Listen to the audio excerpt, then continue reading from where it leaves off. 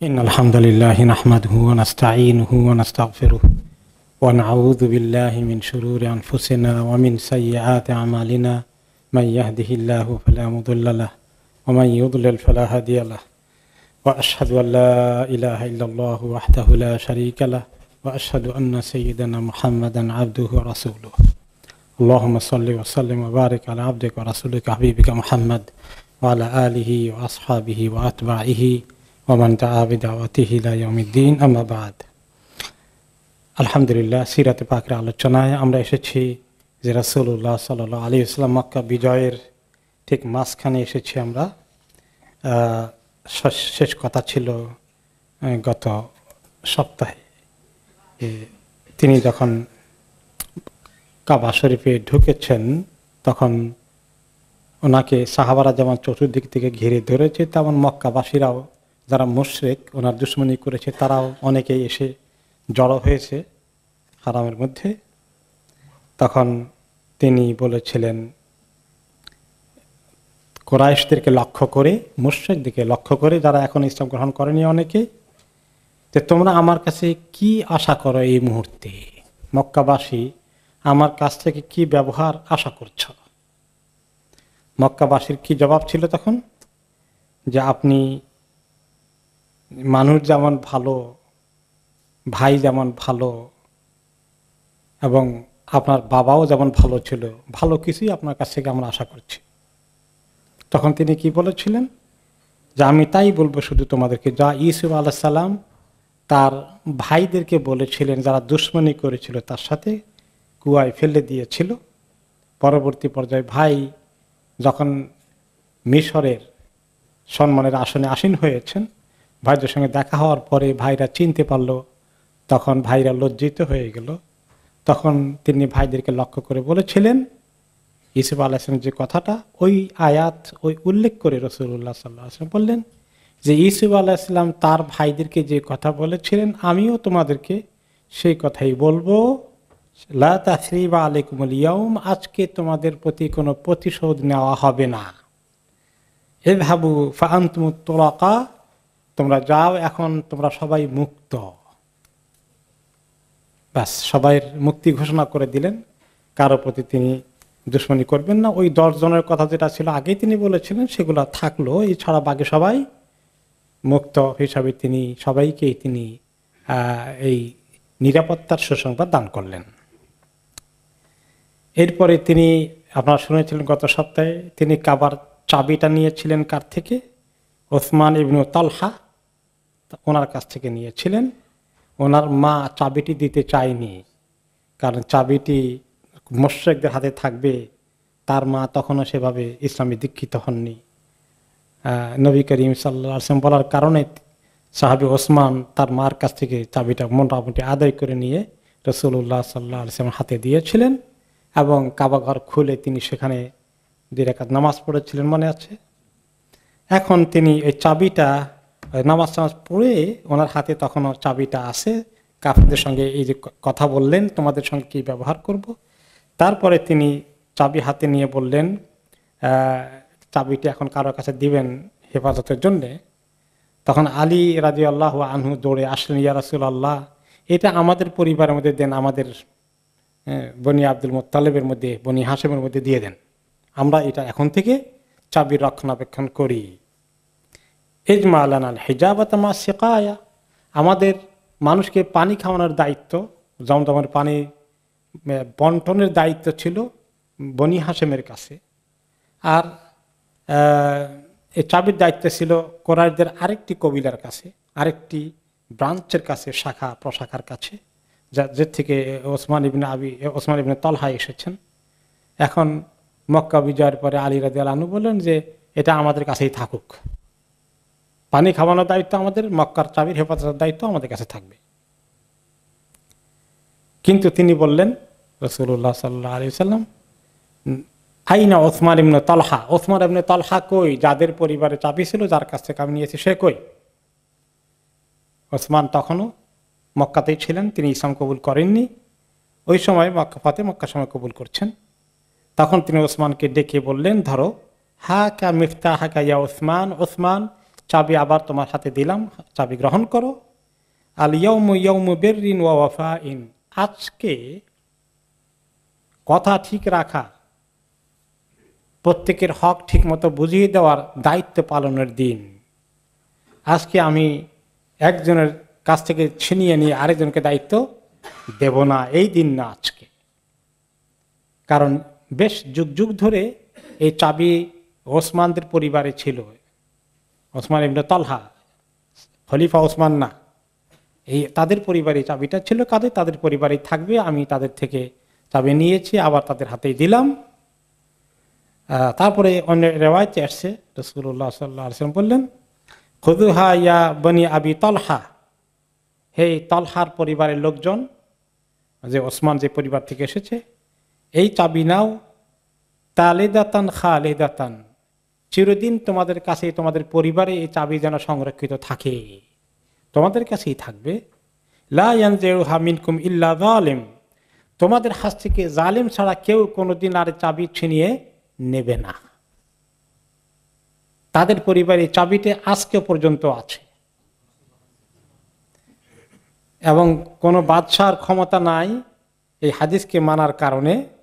কোনো বাদশা পারেননি তাদের কাছ থেকে চাবি কেড়ে নিতে। এই ওসমান ইবনে আবি তালহার পরিবারে এখনো আছে। যে কোনো সরকারি ক্ষমতা দখল করেছে, মক্কা শরীফ যে সমস্ত সরকারের আন্ডারে যুগ যুগদের শত বৎসর থেকে গিয়েছে, তারা কেউ চাবি কেড়ে নেয়নি তাদের পরিবারের হেফাজতে। বর্তমানে এটা নিরাপত্তার জন্য ব্যাংকের কোষাগারে রক্ষিত থাকে, ট্রেজারির মধ্যে থাকে, কিন্তু সেটা কেউ ধরে না, উঠায় না। যখন কাবা শরীফকে ধোয়ার জন্যে সরকারিভাবে উদ্যোগ নেওয়া হয় তখন, বা খোলার প্রয়োজন হয়, কোনো সময় বড় কোনো সরকারি মেহমান গেলে তারা আরজু প্রকাশ করলে এটা খোলে। তো সরকারি প্রতিনিধি ওই ওসমান ইবনে আবি তালহার পরিবারের পরবর্তী বংশধরের কাছে যায়, তারা এসে পুলিশের নিরাপত্তা সহকারে চাবিটা ওই কোষাগার থেকে নেয়, হামাকাল্লাহ, নেওয়ার পরে খোলার কাজ করে। খোলার পরে আবার তারা নিয়ে সেখানে সিকিউরিটি সহকারে জমা দিয়ে রাখে। মানে তাদের দায়িত্বে এটা কেউ হস্তগত করবে না, কোনো সরকার এই কাজ করতে সাহস করবে না এই হাদিসের কারণে। কারণ এই কাজ যদি কেউ করে তখন তাদের পরিচয় কি হবে? জালিম হবে। কেউ জালিমের পরিচয় নেওয়ার দায়িত্ব নিতে চায় না।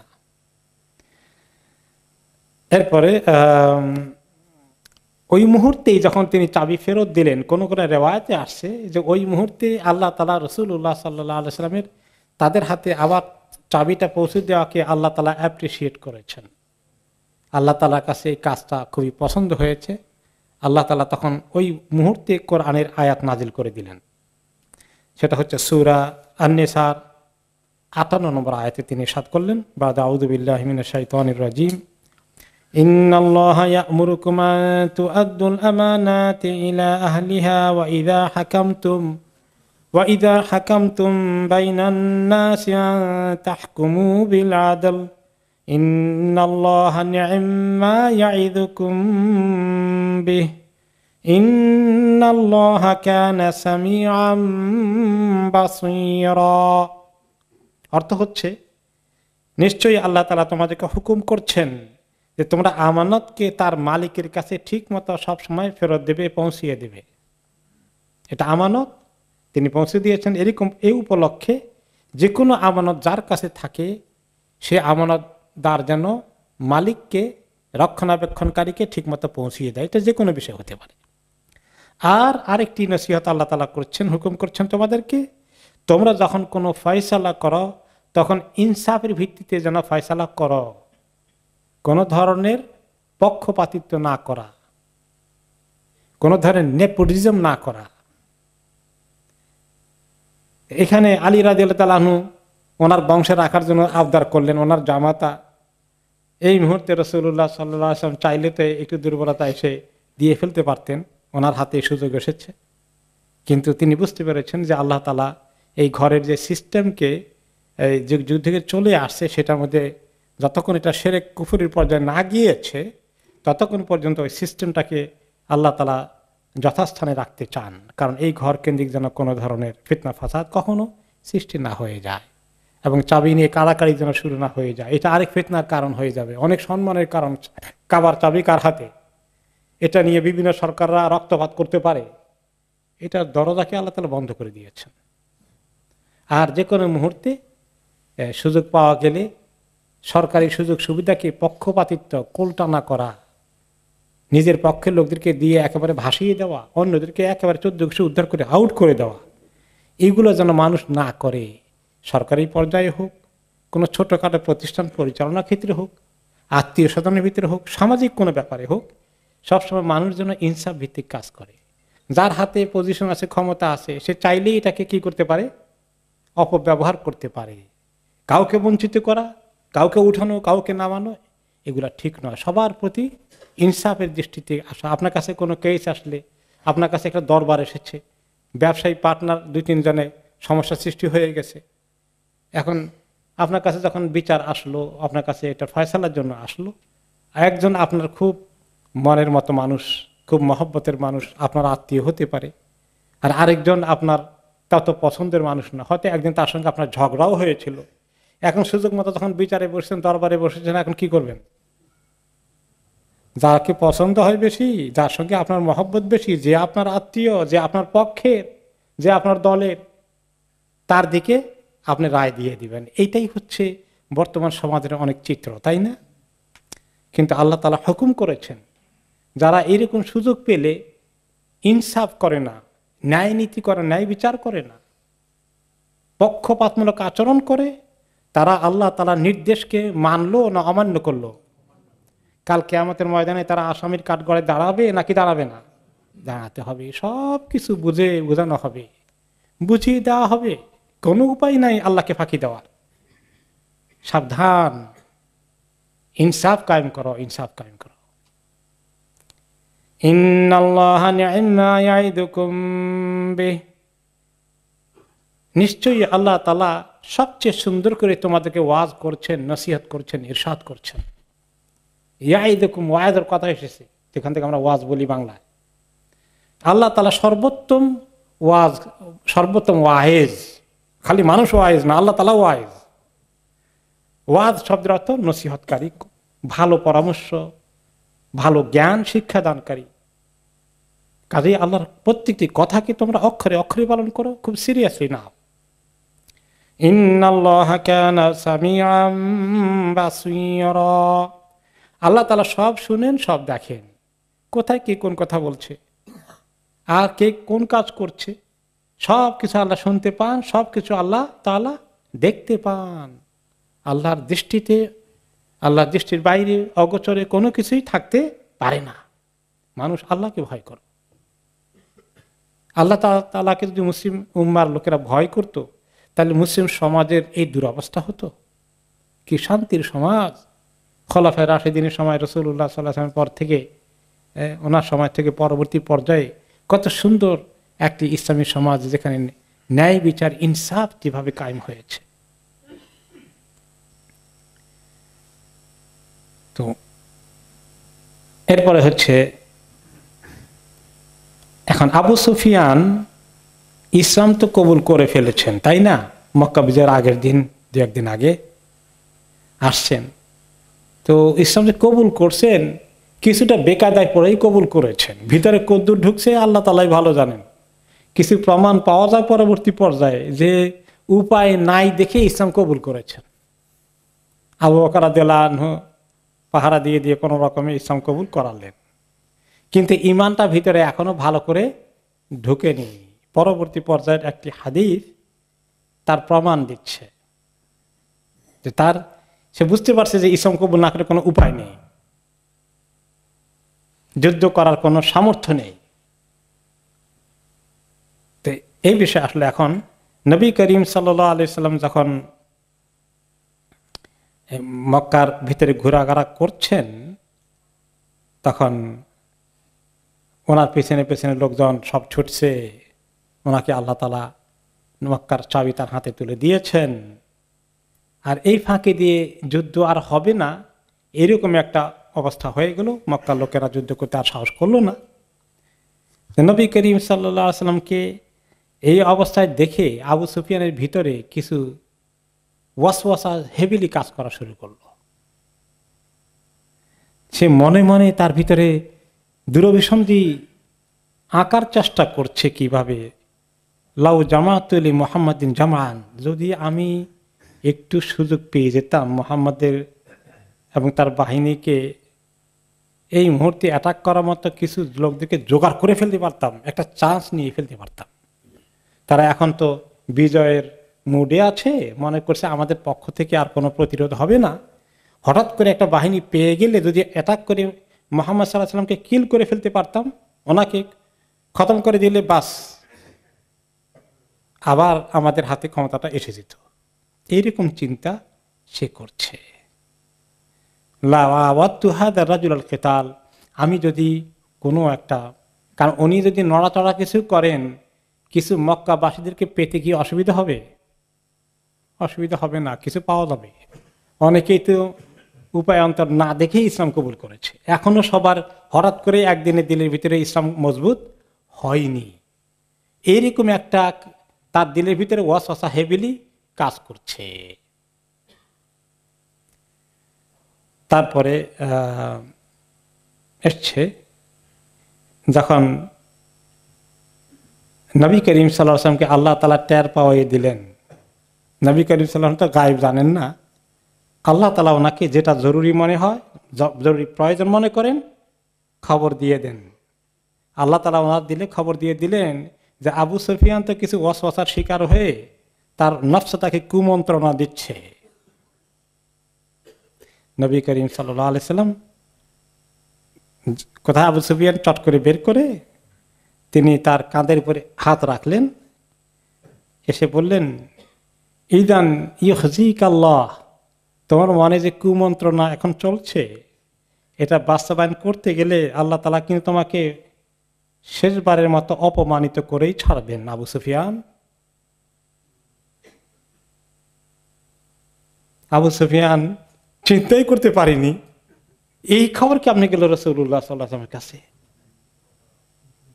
তখন আবু সুফিয়ান বলল, আতুবু ইলাল্লাহ ওয়া আস্তাগফিরুল্লাহ মিম্মা তাফাওয়াহতু বিহি, আমি আল্লাহর কাছে তওবা করছি, ইস্তিগফার করছি, আমার নফসে আমার যে কিছু কুমন্ত্রণা দিচ্ছিল, ওয়াসওয়াসা দিচ্ছিল।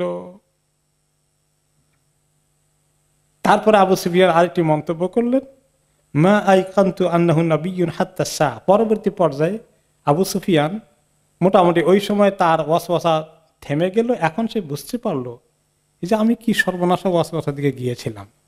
পরে সে কোনো জায়গায় মন্তব্য করেছে, ওই সময় আমি বুঝতে পেরেছি, আমার ইয়াকিন মজবুত হয়ে গেল যে উনি আসলেই হক নবী। এর আগ পর্যন্ত দোদুল্যমনতায় তিনি ছিলেন। আবু সুফিয়ান মোটামুটি তার ওয়াসওয়াসা খতম। এখন সে মোটামুটি তিনি ইসলামের ব্যাপারে কনভিন্স হয়ে গেছেন। অন্তরের দিক থেকে তার ওয়াসওয়াসাগুলো কেটে গেল। এরপরে পরবর্তী ঘটনা যেটা ঘটলো, নবী করিম সাল্লাল্লাহু আলাইহি ওয়াসাল্লাম ভিতরে গিয়ে কি করেছিলেন, 2 রাকাত নামাজ পড়লেন, বাইরে আসলেন, চাবি দিলেন, মক্কাবাসীদেরকে বললেন তোমরা কি চাও। এরপরে আবু সুফিয়ান এর সঙ্গে এই ওয়াসওয়াসাকে ফেস করলেন। তারপরে ঘটনা হচ্ছে যে এই সময়ে তিনি সকালের দিকে অ্যারাউন্ড 9টা-10টার দিকে হয়তো বা ঢুকেছিলেন। কিছুক্ষণের মধ্যে এগুলা লোকদের সঙ্গে কথাবার্তা বলতে বলতে জোহরের টাইম ঘনিয়ে আসলো। তখন তিনি বেলাল রাদিয়াল্লাহু আনহুকে বললেন, বেলাল আজান দাও। আর যেহেতু মানুষ অনেক বেশি, আজান শুনবে কেমনে, মাইক টাইক অন করে দাও। মাইক আছে নাকি? মাইক তো নাই। এখন কিভাবে সবাইকে আজান শোনানো যাবে? একটু উঁচু জায়গায় দেওয়া দরকার। তখন তিনি বললেন কি, ছাদের উপরে উঠো, কাবা ঘরের ছাদে উঠো। তখন তার চতুর্পাশে মসজিদে হারামের স্ট্রাকচার যেরকম আছে এরকম ছিল নাকি কয়েকতলা? কিচ্ছু না, জাস্ট কাবা ঘরের ছোট্ট একটা আয়তন, চতুর্পাশে খালি জায়গা, পাথরের কুচি পাথরের জমিন, এরকম পাকাপোক্ত কিছু না। তো আর এত লোক, এখন সাহাবীরাই তো আসছে কত নাম্বার, 10,000। আর এখন তারা মুসলিম হয়েছেন, তাদের সংখ্যা তো আরো বেশি হবে। এখন যেহেতু ইসলাম কবুল করেছে, সবাই তো এখন নামাজও পড়বে। তো এখন আজান জোরে দেওয়া দরকার। বললেন যে তুমি কাবার উপরে উঠে আজান দাও। তিনি আজান দিচ্ছেন, বেলাল রাদিয়াল্লাহু আনহু। আর আজানকে শুনছেন কাছাকাছি লিডাররা বসে। লিডার কয়জন? আবু সুফিয়ান, আত্তাব ইবনে উসাইদ আর হারিস ইবনে হিশাম। এই তিনজন লিডার কাবার ফেনার মধ্যে, ওই ফায়ারের মধ্যে, কোনো মাঠের মধ্যে এক জায়গায় তারা বসে আছেন, দেখতে পাচ্ছেন মানে তাদের সামনে মক্কার বিজয় ঘটে গেল, আবু সুফিয়ানের ওয়াসওয়াসা কিছু দূর হয়ে গেল, কিন্তু ওই দুজনের মনে এখনো কিছু ওয়াসওয়াসা আছে। তার সঙ্গে আরো দুইজন, একজন হচ্ছে আত্তাব ইবনে উসাইদ, আরেকজন হচ্ছে হারিস ইবনে হিশাম। এই তিনজন বসছে যখন, বসে বেলালের আজান শুনে ওই দুজনের মনে খুব কষ্ট লাগছে। তারা এখনো ইসলামের পয়গাম, ইসলামের ঈমান তাদের দিলে এখনো ভালো করে ঢোকেনি। তা আত্তাব বলছে, লাকাদ আকরামাল্লাহু আসীদান আল্লাহ ইয়াকুনা সামিআ হাযা ফায়াসমা মিনহু মা ইউগীদুহু।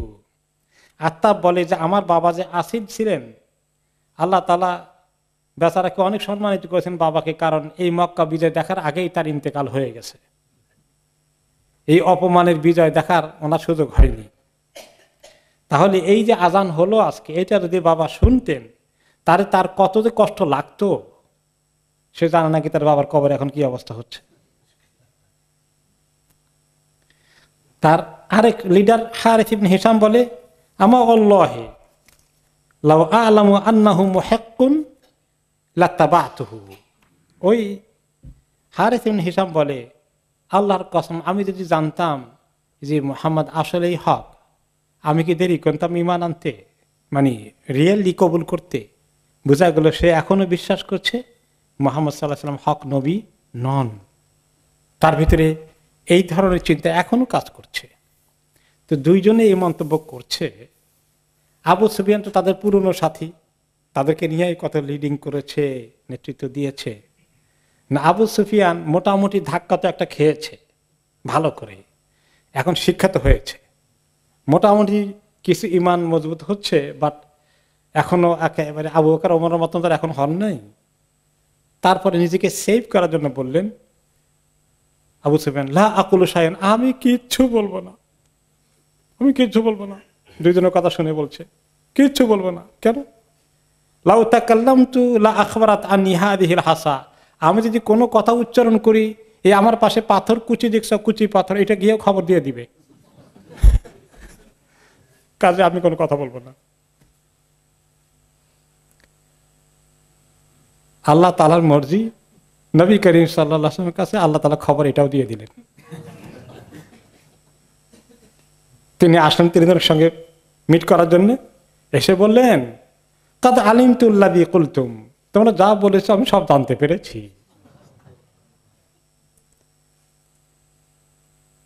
তো তিনি বললেন, তুমি এই কথা বলেছো, তুমি এই কথা বলেছো, আবু সুফিয়ান তুমি এই কথা বলেছো।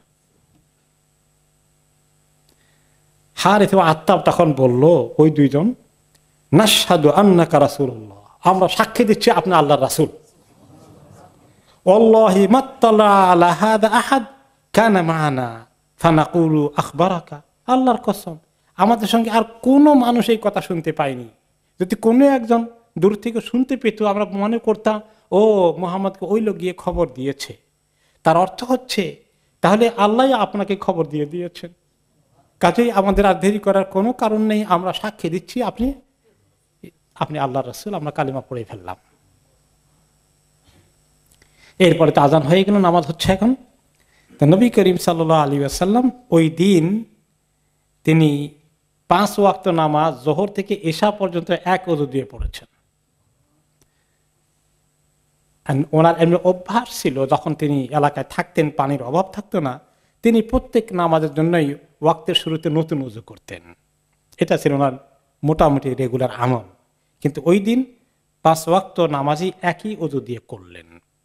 তো সাহাবীরা তো লক্ষ্য করতেছেন যে মদিনায় সফরে তিনি প্রায় আরেক নতুন করে ওযু করেই নামাজ আদায় করেন। তো ওমর রাদিয়াল্লাহু আনহু দেখে বললেন, ইয়া রাসূলুল্লাহ ইন্নাকা ফাআলতা শাইআন লাম তাকুন তাফআলহু, আপনি আজকে একটা কাজ করলেন যা সবসময় করেন না। বলে সেটা কি? তারপর তিনি বললেন এই কথা যখন বলা হলো, ইন্নী আমদান ফাআলতু ইয়া ওমর, আমি ইচ্ছা করে এই কাজটি করেছি হে ওমর। ইচ্ছা করে কাজটি করেছি, কেন করেছেন আর জবাব আসে নাই বিস্তারিত। পরবর্তী পর্যায়ে এই বিষয়ে ইমাম নববী রাহমাতুল্লাহ আলাইহি সহিহ মুসলিমের হাদিসে পর্যালোচনা করেছেন এই হাদিসটি। তারপরে বলেছেন এটা এই জন্য করেছেন রাসূলুল্লাহ সাল্লাল্লাহু আলাইহি ওয়াসাল্লাম, যদিও প্রত্যেক নামাজের জন্য নতুন করে ওযু করাটা উত্তম, সওয়াব বেশি, কিন্তু কোনো কারণে কেউ যদি যদি একাধিক নামাজ পড়ে ওযু না যাওয়া পর্যন্ত, এতে কোনো আপত্তি নেই, এটা জায়েজ আছে, কোনো অসুবিধা নেই, এটা বোঝানোর জন্য উম্মতকে তিনি এই কাজটি করেছিলেন। এখন আমরা ছোট দিন অনেক সময় এরকম হয়, বাইরে যেতে তখন শীতকালে বিশেষ করে জোহর আসর মাগরিব এক ওযু দিয়ে করিলে কোনো সময় এসাও এক টান দিয়ে পড়া যায়। তো এটা উম্মতের জন্য আল্লাহ তাআলা ইজি করে দিয়েছেন।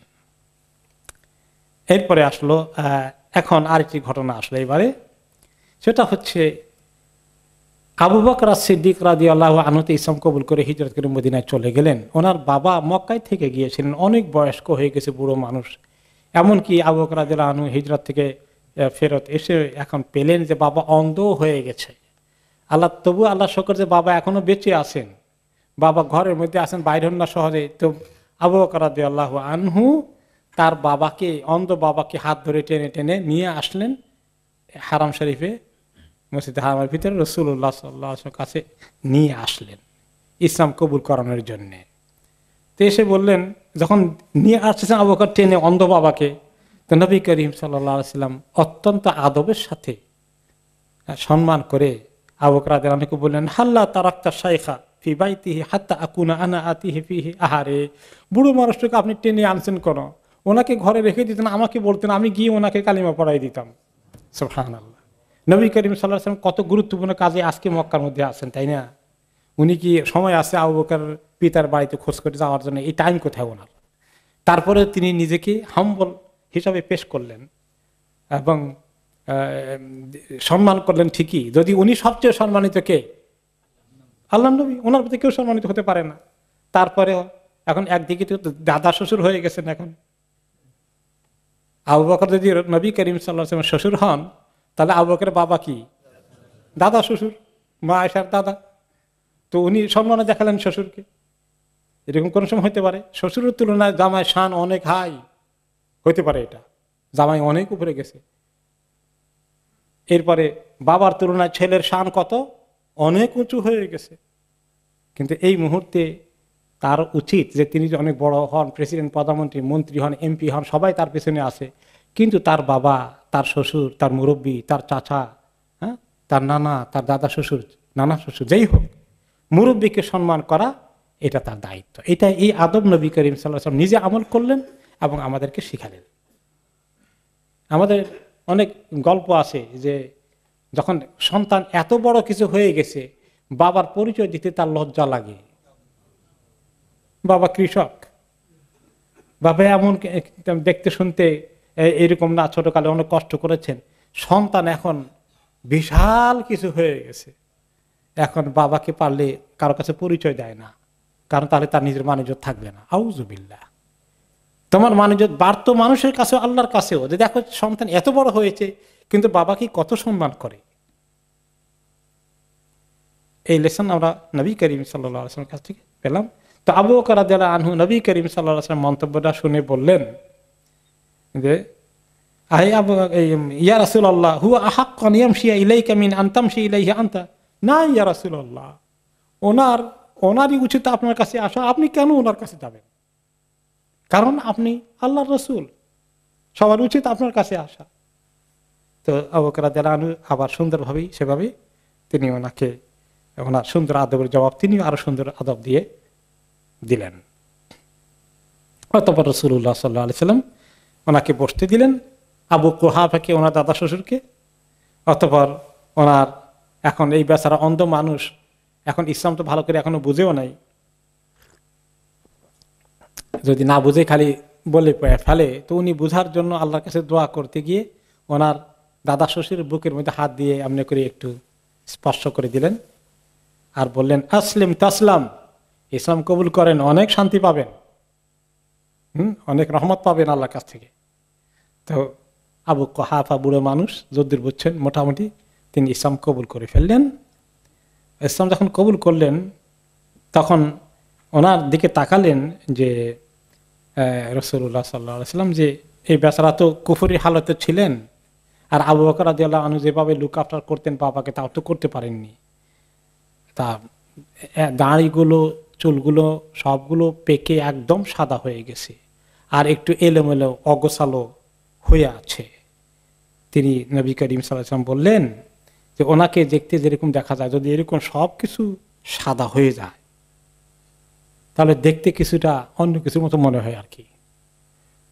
অন্য কিছু বুঝছেন তো, মানে মানুষের মতো মনে হয় না, অন্য কোনো প্রাণীর মতো বা অন্য কোনো জিন টিন এরকম কিছু মার্কা মনে হয় আর কি।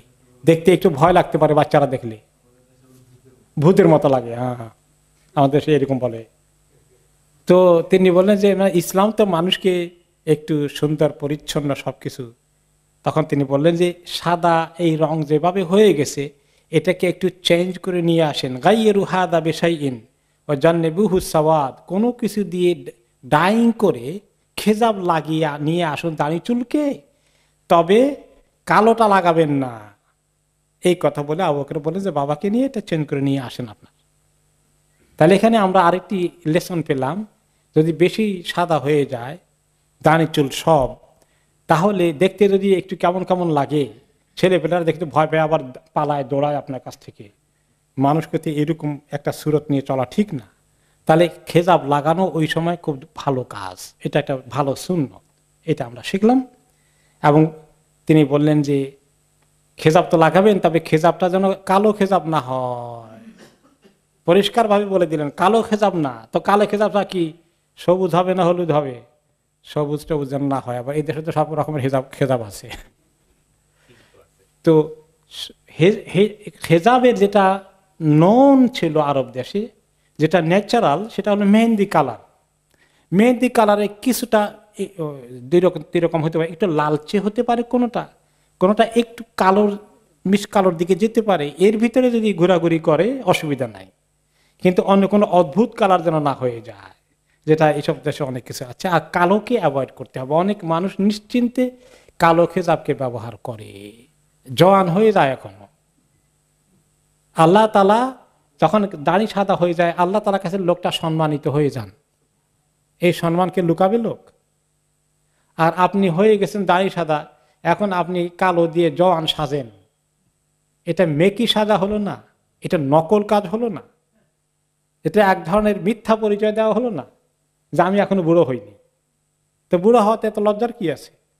আল্লাহ তাআলা আপনাকে সম্মানিত করেছেন। কাজে কালো খেতাব দেওয়া থেকে সরে আসতে হবে। এরপরে এখন আবু বকর রাদিয়াল্লাহু আনহু বাবা ইসলাম কবুল করার পরে উনি কান্না শুরু করে দিলেন, ফুফিয়ে ফুফিয়ে কাঁদছেন। কিভাবে কাঁদবে কেন? কিন্তু খুশি হওয়ার কথা। রাসূলুল্লাহ সাল্লাল্লাহু আলাইহি ওয়াসাল্লাম আবু বকর রাদিয়াল্লাহু আনহুকে বললেন, মা ইবকিকা, আবু বকর আপনি কাঁদছেন কেন? এখন কান্নার তো কোনো কারণে, খুশি হওয়ার কথা। সুবহানাল্লাহ, আবু বকর রাদিয়াল্লাহু আনহু কত গভীর চিন্তার মানুষ, কত গভীরভাবে চিন্তা করলেন। এবং রাসূলুল্লাহ সাল্লাল্লাহু আলাইহি ওয়াসাল্লামের প্রতি যে ওনার কি পরিমাণ সিম্প্যাথি, ওনাকে নিয়ে তিনি কিভাবে চিন্তা করেন।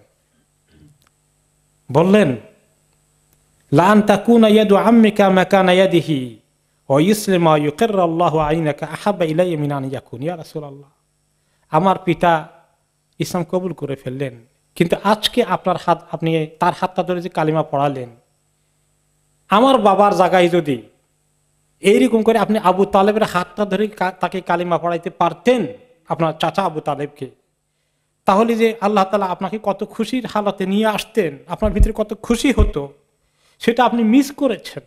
আপনার মনে কত দুঃখ। এই কথা মনে করে আমার চোখে পানি চলে আসছে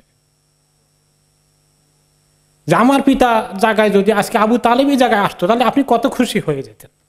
কারণ রাসূলুল্লাহ সাল্লাল্লাহু আলাইহি ওয়াসাল্লাম অনেক চেষ্টা করেছিলেন আবু তালেবকে কালিমা পড়াতে, মনে আছে? তার সঙ্গী সাথীরা বলেছিল, আবু জাহাল আবু লাহাব কি বলেছিল, এই বুড়ো বয়সে মরবেন, বাপ দাদার ধর্ম ছেড়ে দিয়ে সবাই সিসি করবে যে ভাতিজার কথায় বাপ দাদার ধর্ম ছেড়ে আমাদের লিডার আবু তালেব মারা গেল, কোনো লোকেরাই তো আপনাকে আর সম্মান করবে না, সিসি করবে শুধু। এই কথার ভয়ে আবু তালেব কালিমা না পড়েই দুনিয়া থেকে চলে গেলেন। সেই দুঃখ রাসূলুল্লাহ সাল্লাল্লাহু আলাইহি ওয়াসাল্লামের জীবনে সারা জীবন থেকে গেল। হায় রে, আমার এত প্রিয় চাচা আমার জন্য এত কষ্ট করেছেন, কিন্তু চাচাকে কালিমা পড়াইয়ে জাহান্নামের আগুন থেকে মুক্তি পাওয়ার ব্যবস্থা আল্লাহর কাছে করাতে পারেননি। এই দুঃখ নবী করিম সাল্লাল্লাহু আলাইহি ওয়াসাল্লাম মনে আছে। সেই কথাটা মনে পড়লো আবু বকর রাদিয়াল্লাহু আনহু। দেখতে পেয়েছেন যে আবু বকর রাদিয়াল্লাহু আনহু নবী করিম সাল্লাল্লাহু আলাইহি ওয়াসাল্লামকে নিয়ে কিভাবে চিন্তা করেন। তিনি নিজে খুশি হওয়ার কথা, নিজের বাবাকে জাহান্নামের আগুন থেকে আল্লাহ বাঁচিয়ে দিবেন, কিন্তু ওনার মধ্যে ওই কষ্টটা চলে আসলো। আহারে, আল্লাহ নবীর মনে এখন কত কষ্ট হয় যদি ওই কথা মনে পড়ে। এরপরে আসলো আরেকজন মক্কার অন্যতম লিডার সাইব ইবনে আবি সাইব, অথবা একজন নামকরা ব্যক্তিত্ব। ওনাকে ধরে নিয়ে আসলো কয়েকজনে, বিশেষ করে তিনি একজন ভালো মানুষ ছিলেন, মানুষ ব্যক্তি হিসাবে খুব ভালো ছিলেন, এবং উনি নবী করিম সাল্লাল্লাহু আলাইহি ওয়াসাল্লামের এই ইয়াং বয়সের খুব ক্লোজ ফ্রেন্ড ছিলেন, নবী হওয়ার আগের ঘটনাগুলো। তো ওসমান রাদিয়াল্লাহু আনহু, ওসমান ইবনে আফফান, নবী করিম সাল্লাল্লাহু আলাইহি ওয়াসাল্লামের জামাতা সহ আরো কিছু সাহাবীরা এই সাইব ইবনে আবি সাইবকে ধরে নিয়ে আসছেন, কারণ একজন ভালো মানুষ, যে ইয়া রাসূলুল্লাহ তাকে একটু কালিমা পড়াই দেন। মাশাআল্লাহ, লোকটা এত ভালো, বেশ কিছু প্রশংসা ওনার করলেন যে উনি অনেক ভালো ভালো কাজ করেন, মানুষকে অনেক হেল্প করেন, খুব দরাজ দিল লোক, ইত্যাদি বলা শুরু করে দিলেন ওনার ব্যাপারে। তো নবী করিম সাল্লাল্লাহু আলাইহি ওয়াসাল্লাম যারা ওনার ব্যাপারে ভালো কথাগুলো বলছে তাদেরকে লক্ষ্য করে তিনি বলছেন, লা তুআল্লিমুনি বিহি কাদ কানা সাহিবি ফিল জাহিলিয়া। আরে কার কথা তোমরা আমাকে বলো এগুলো? সে তো জাহিলি জমাতে, আমি নবী হওয়ার আগে আমার কত ক্লোজ ফ্রেন্ড ছিল, তোমরা আমাকে তাকে পরিচয় করিয়ে দাও নাকি? আমাদের দেশে একটা কথা বলে, মার কাছে নানার বাড়ির কত গল্প করে। তো নানার বাড়ি সম্পর্কে ছেলে মেয়ের তুলনায় মা বেশি জানেন না। তো নবী করিম সাল্লাল্লাহু আলাইহি ওয়াসাল্লাম আমাকে বলো এগুলো? আরে আমি তাকে কত ভালো করে চিনি, আমার ক্লোজ ফ্রেন্ড ছিলাম একসঙ্গে। তখন সাহেব মন্তব্য করলেন, নাম ইয়া রাসূলুল্লাহ ফানি'মা সাহিবা কুনতা। ঠিকই বলেছেন ইয়া রাসূলুল্লাহ, আমরা তো খুব ক্লোজ ছিলাম, আর আপনি যে কত ভালো একজন সঙ্গী আমার ছিলেন তা তো আমি আপনাকে ভালো করেই চিনেছি। এরপরে উনি ইসলাম কবুল করলেন। তারপরে নবী করিম সাল্লাল্লাহু আলাইহি ওয়াসাল্লাম সাহেবকে লক্ষ্য করে বললেন, ইয়া সাহেব উনজুর আখলাকাকা আল্লাতী কুনতা তাসনাউহা ফিল জাহিলিয়া। সাহেব, আপনি জাহিলি জামানাতেও, ইসলামের আগেও একজন ভালো মানুষ হিসেবে কত ভালো ভালো কাজ করেছেন, কত মানুষের উপকার করেছেন। এই ভালো কাজগুলো, সমাজের উপকার, মানুষের উপকার, এইগুলাকে যেভাবে জাহিলি জমানা করেছেন, ফাজা আল হাফিল ইসলাম কবুল করার পরে আরো এগুলো কন্টিনিউ করতে থাকেন। খুব ভালো কাজ আপনি করতেন, এগুলো জারি রাখেন। আকেরে দাইফ, কোনো মেহমান আসলে অথবা কোনো মুসাফির আসলে যেভাবে আপনি মেহমানদারি করতে এগিয়ে আসেন, না চিনলেও বিদেশি মানুষ মুসাফির, আপনি তাকে একটু খাওয়ানোর জন্য থাকার ব্যবস্থা করতে যেভাবে করেন সেরকম করতে থাকেন। ও আকরিমিল ইয়াতীম, এতিমকে পাইলে আপনি যেভাবে সম্মান করেন, আদর করেন, তাদের লুক আফটার করেন, টেক কেয়ার করেন, ক্যারি অন, এটা চালু রাখেন। ও আহসিন ইলা জারিকা, যেভাবে আপনি পাড়ার প্রতিবেশী, আপনার প্রতিবেশীগুলোর সঙ্গে খুব ভালো ব্যবহার করতেন, খোঁজখবর রাখতেন, এগুলো কন্টিনিউ করেন। এরপরে আরেকজন বিশেষ ব্যক্তিত্বের ইসলাম কবুলের প্রসঙ্গ আসলো। তিনি হচ্ছেন ফুদালা ইবনে উমাইর রাদিয়াল্লাহু আনহু। ফুদালা ইবনে উমাইর আর সবার সঙ্গেই এসে এই মক্কা নবী করিম সাল্লাল্লাহু আলাইহি ওয়াসাল্লামের হাতে আসার পরে সবাই আসছে যেভাবে অনেক কুরাইশরা, তিনিও আসছেন এবং দেখতে পাচ্ছেন যে নবী করিম সাল্লাল্লাহু আলাইহি ওয়াসাল্লাম তাওয়াফ করছেন। তো ফুদালাও তাওয়াফ করছেন, কাফেররা তো কুফরি হালাতেও তাওয়াফ করতো, তো সেও তাওয়াফ করছে। তারপরে এক পর্যায়ে তার মনে কিছু এসে গেছে, উল্টা পাল্টা কিছু ফুদালার মনে। যখন ফুদালার কাছাকাছি হয়ে গেলেন রাসূলুল্লাহ সাল্লাল্লাহু আলাইহি ওয়াসাল্লাম, তখন তিনি ফুদালাকে লক্ষ্য করে বলেন, ফুদালা, ফুদালা নাকি, ফুদালা নাকি? তাকে জিজ্ঞেস করলেন এভাবে। বললেন, নাম ফুদালা ইয়া রাসূলুল্লাহ। জি ইয়া রাসূলুল্লাহ, আমি তো ফুদালা, আমার নাম ফুদালা। তো নবী করিম সাল্লাল্লাহু আলাইহি ওয়াসাল্লাম তখন বললেন, মাযা কুনতা তুহাদ্দিসু বিহি নাফসাকা, আপনার মনে কি কানাঘুষা চলছিল, কি ওয়াসওয়াসা আসছিল একটু আগে, কি চিন্তা করেছিলেন বলেন তো দেখি? বললেন, লা শাই কুনতু আযকুরুল্লাহ, না না না কিছু না, আমি আল্লাহ জিকির করতেছিলাম।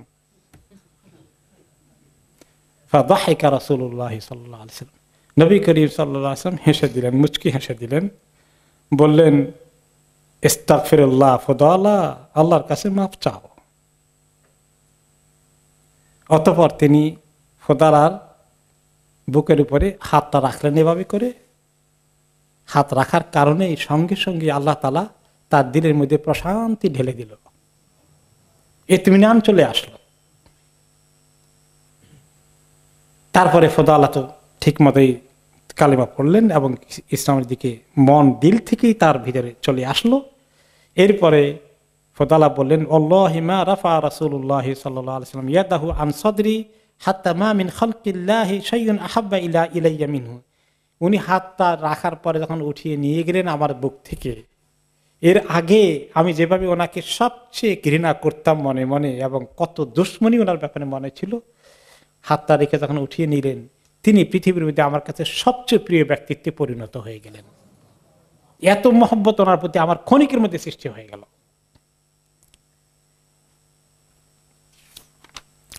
তারপরে আসলো এবারে 10 জনের খবর, যে 10 জনকে নবী করিম সাল্লাল্লাহু আলাইহি ওয়াসাল্লাম মক্কা বিজয়ে আগে, মক্কা ঢোকার আগে বলে দিয়েছিলেন, কেউ যুদ্ধ না করলে, কেউ তাদের ঘরে থাকলে, কেউ আবু সুফিয়ানের ঘরে ঢুকলে, কেউ যদি হারাম শরীফের ভিতরে ঢুকে তোমরা এবং তোমাদের সঙ্গে মোকাবিলা না করে কারো গায়ে হাত দিবে না। তবে 10 জন, এই 10 জন যদি কাবা ঘরের গেলাপ ধরে লুটকে আশ্রয় চায়, তারপরে ওদের ক্ষমা নেই, এরা বড় ক্রিমিনালস। মানে আছে তো? এই 10 জনের কাহিনী কি হলো? তাদের একজন একজন করে কাহিনী আসছে। কারো কারো কিসমত ভালো, আল্লাহ তাআলা তাদেরকে ঈমানও দিয়েছেন, জীবনের নিরাপত্তা ঘটে গেছে কোনো উপলক্ষে। আর কারো কারো কপালে ঠিকই তাদের অন্যায়, মানে খারাপ ভাবেই তারা নিহত হয়ে গেল। তাই প্রথম আসছে তাদের মধ্যে কাহিনী ইকরামা ইবনে আবি জাহাল, আবি জাহেলের পুত্র ইকরামা। সে তো অন্যতম বড় লিডার, এবং সে কি কাজটা করেছে? আবু সুফিয়ান তো দেখলো, সে ভালো পলিটিশিয়ান। আবু সুফিয়ান দেখলো যে না, মুহাম্মদের সঙ্গে যুদ্ধ করে কোনো উপায় নেই, সব মারা পড়বো, কাজে সন্ধি করে ফেলি।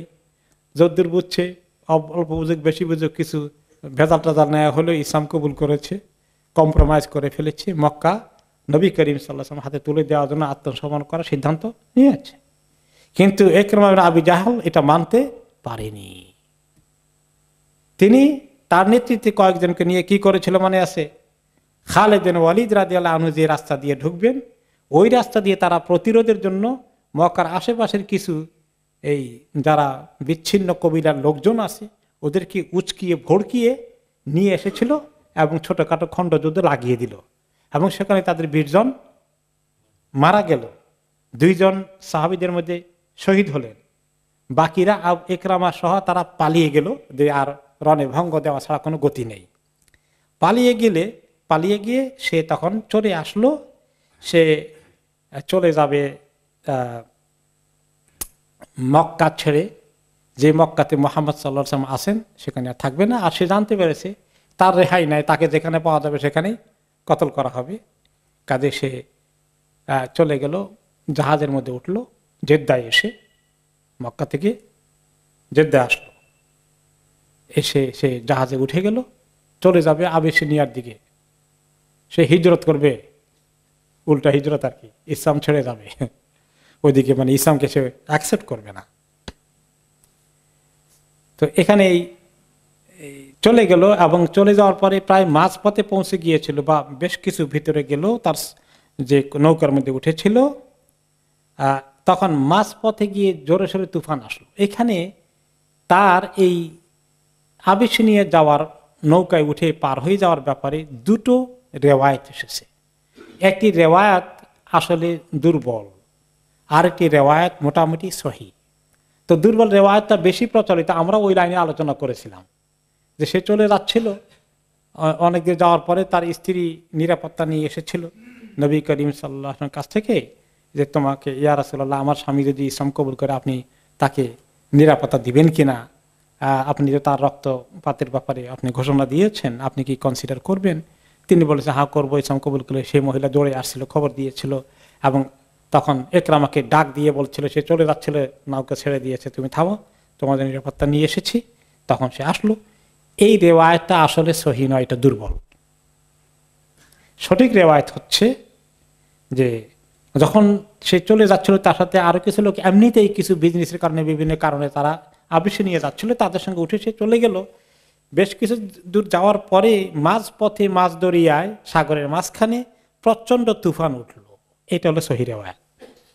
এত প্রচন্ড তুফান আসলো,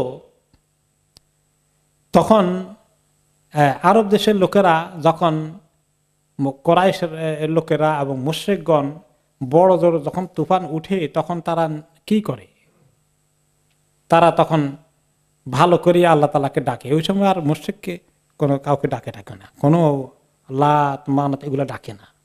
কারণ এই খবর আল্লাহ তাআলা দিয়েছেন সূরা ইউনূসের 65 নম্বর আয়াতে। সেখানে আল্লাহ তাআলা বলেছেন, এই আরবের লোকেরাই যারা এক তাওহীদে বিশ্বাসী হতে চায় না, 360টি মূর্তি বিভিন্ন মাবুদ তাদের আছে, কিন্তু যখন বড় বিপদে পড়ে তখন ছোটগুলাকে আর মোটেই ডাকে না, তখন বড় জনের কাছে যায়। সে খবর আল্লাহ তাআলা সূরা ইউনূসের 65 নম্বর আয়াতে কি দিয়েছেন? فَإِذَا رَكِبُوا فِي الْفُلْكِ دَعَوُا اللَّهَ مُخْلِصِينَ لَهُ الدِّينَ فَلَمَّا نَجَّاهُمْ إِلَى الْبَرِّ إِذَا هُمْ يُشْرِكُونَ। এই আরবের লোকগুলো, মুশরিকগুলোর অবস্থা হচ্ছে, যখন তারা কোন কিস্তিতে উঠে আর তুফানের মধ্যে পড়ে, তখন তারা সবাই এক আল্লাহকে ডাকে, মুখলিসিন লাহুদ্দিন, পিওর তাওহীদের ভিত্তিতে এক আল্লাহকে ডাকে, আর কোনটাকে ডাকে না। তখন একদম ইখলাস, পুরো পিওর খাঁটি তাওহীদের ভিত্তিতে ডাকে। ফালাম্মা নাজ্জাহুম ইলাল বার, অতঃপর আল্লাহ তাআলা যখন তাদেরকে নিরাপত্তার সাথে তীরে পৌঁছিয়ে দেন, তখন ইযা হুম ইশরিকুন, তখন তারা শিরক শুরু করে দেয় আবার। তখন আর বড় জনকে চিনে না, খালি ছোটগুলোকে ডাকে। তখন বিভিন্ন সময় তাদের পূজা করে।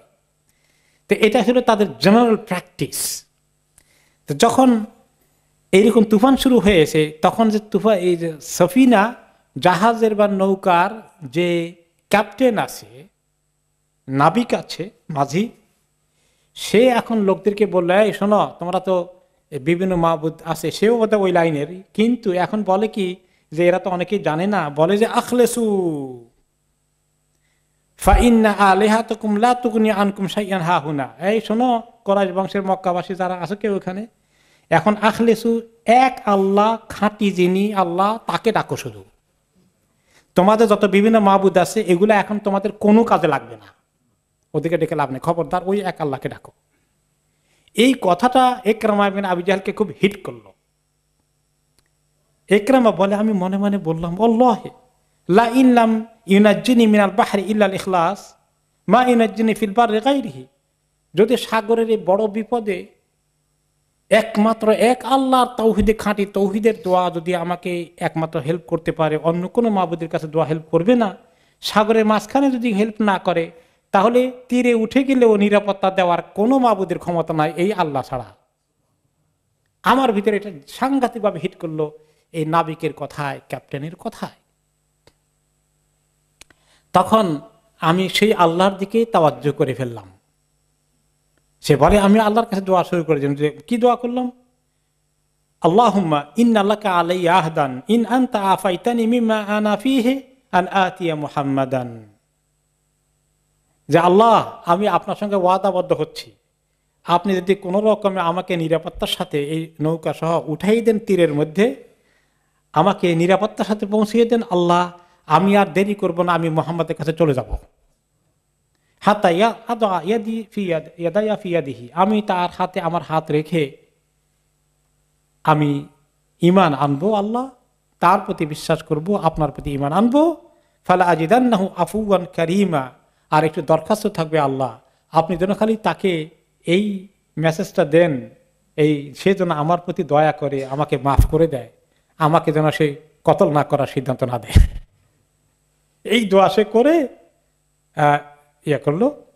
তারপরে ওই অবস্থা বেগতিক দেখে ওই ক্যাপ্টেন আবার ফেরত আসলো জেদ্দার দিকে, যে না, সাগরের অবস্থা ভালো না, যাওয়া যাবে না, এদিকে চলে আসলো। আলহামদুলিল্লাহ নিরাপত্তার সাথে তীরে ভিড়লো এবং ইকরামা নামলে সে বলছে, আমি আল্লাহর কাছে ওয়াদা যখন করেছি, ওয়াদা ঠিক রাখতে হবে। সে মক্কার দিকে রওনা করে দিল। মক্কার দিকে রওনা করার পথেই আল্লাহ তাআলা নবী করিম সাল্লাল্লাহু আলাইহি ওয়াসাল্লামকে খবর দিয়ে দিয়েছেন যে ইকরামা আসছে। ইকরামা কিন্তু অনেক বড় লিডার, আবু সুফিয়ানের পরেই অলমোস্ট তার স্থান।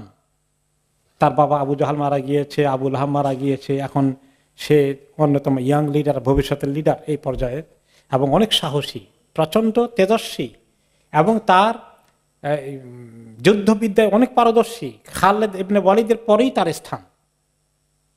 ওহদের ময়দানে মুসলমানদেরকে আক্রমণ করেছিলেন খালিদ ইবনে ওয়ালিদ, তার পাশাপাশি কে ছিলেন? ইকরামা ছিলেন। মুসলমানদের 70 জনের শহীদ হওয়ার পেছনে তারও অনেক বড় অবদান আছে, যুদ্ধে পারদর্শী।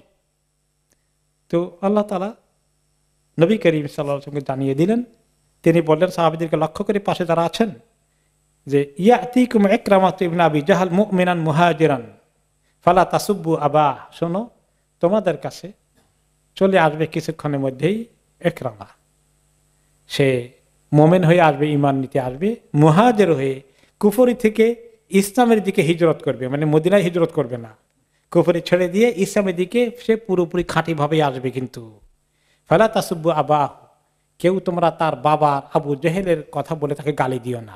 ওই বেটা তুই আবু জাহেলের সন্তান নাকি? তোমার বাবা কত বড় জাহেল ছিল, এগুলা কিছু বলো না কেউ, খবরদার। তারপরে তিনি আরো বলেন ফাইন্না সাব্বাল মাইয়িতি ইউযিল হাই, সন্তান যেমনই হোক তার বাবাকে গালি দিলে, মৃত বাবাকে গালি দিলে সন্তানের দিলে কষ্ট লাগে, সে অপমানিত বোধ করে। এই কাজটা তোমরা কেউ যেন না করো। ওয়ালা ইয়াবলুগুল মাইয়িতা, আর তাকে বাবার কথা বলে তাকে গালি দিলে এটা কষ্টটা তো, আর বাবা তো ওখানে গিয়ে আরো বড় কষ্ট পাচ্ছে, এই কষ্ট তো তাকে আর কোনো ক্ষতি করবে না, কিন্তু সন্তানকে খুব কষ্ট করে, তার মনে খুব কষ্ট চলে আসে, এই কাজটা তোমরা করো না। সাহাবীরা তো মানলেন। ইকরামা পৌঁছে গেলেন রাসূলুল্লাহ সাল্লাল্লাহু আলাইহি ওয়াসাল্লামের কাছে, ওনাকে পেয়েই নবী করিম সাল্লাল্লাহু আলাইহি ওয়াসাল্লাম ওয়েলকাম করলেন। যদিও তিনি আগে ঘোষণা দিয়েছিলেন, কিন্তু ওই ঘোষণায় তিনি প্রত্যাহার করলেন, কারণ আল্লাহ খবর দিয়েছেন যে এই লোকটা সিনসিয়ারলি ইসলাম কবুল করতে আসছে। যেহেতু দরজা তিনি খুলে দিলেন, বললেন মারহাবান বির রাকিবিল মুহাজির। ওই ঘোড়া করে গেছিলেন, ঘোড়া নিয়ে আসলেন, যে ঘোড়ায় আসা ওই আরোহী যে ব্যক্তি হিজরত করে আসলো, অর্থাৎ তিনি এখন কুফরি থেকে ইসলামের দিকে হিজরত করে মক্কায় ঢুকলেন, এই হিজরতকারীকে মারহাবা ওয়েলকাম করলেন। তারপর ইকরামা ইসলাম কবুল করলেন এবং নবী করিম সাল্লাল্লাহু আলাইহি ওয়াসাল্লাম হাতে তিনি শপথ নিলেন, বায়াত করলেন।